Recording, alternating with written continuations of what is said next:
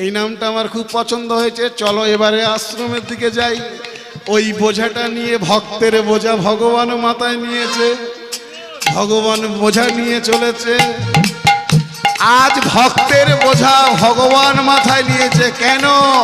ভক্তের দৃঢ় বিশ্বাস আর ভক্তিতে। হ্যাঁ মায়েরা, আপনাদেরকেও কে কখন কোন রূপে আসছে আপনারা কি করে বুঝবেন? কোন সময় দেখছেন রেশন দোকানে গেছেন রেশন তুলতে, আর এত মাল দিয়েছে বয়ে আনতে পারছেন না। পাশের বাড়ির একটা ছেলে এসে বলল, কাকিমা তোমার ব্যাগটা আমি বয়ে দিই। ওটা যে পাশের বাড়ির ছেলে তার কি মানে আছে? যদি আপনি ভক্ত হন তাহলে ওই পাশের বাড়ির ছেলেটার মধ্যে ভগবান ভর করে আপনার বোঝা বয়ে নিয়ে যায়। অদ্যাবতী লীলা করেন গোরা রায়, কোন ভাগ্যবানে দেখিবারে পায়।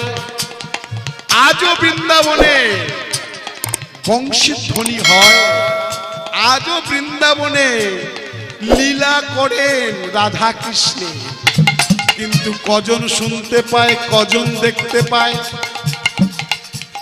সব নয়নে দেখা যায় না, সব কর্ণে শোনা যায় না। সব নয়ন মানে কি? তালমের সব সব আর দন্তের সব সব। দন্তের সব সব মানে সকল, আর তালমের সব সব সব মানে মৃত। মৃত নয়নে মৃত কর্ণে শোনা যায় না। শুনতে পাবেন আপনি তখন, দেখতে পাবেন আপনি তখন, যখন সৎ নিষ্ঠাবান গুরু চরণ আশ্রয় করবেন।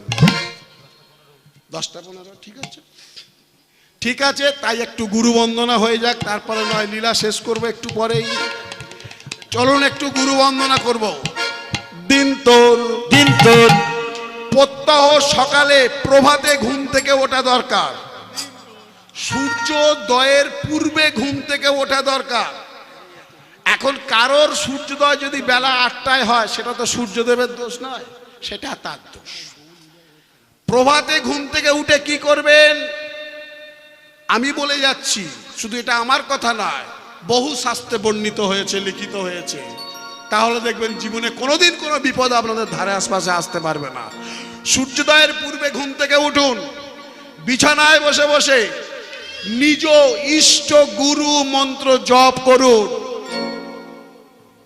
ভূমিতে পা দেওয়ার পূর্বে ভূমি মাতাকে প্রণাম করুন। হে ভূমি মাতা, সারাদিন অনেক অন্যায় অত্যাচার করি তোমার ভূমিতে, আমাদেরকে রক্ষা করো। কোনো চিন্তা নাই, জম পর্যন্ত ঘেঁষতে পারবে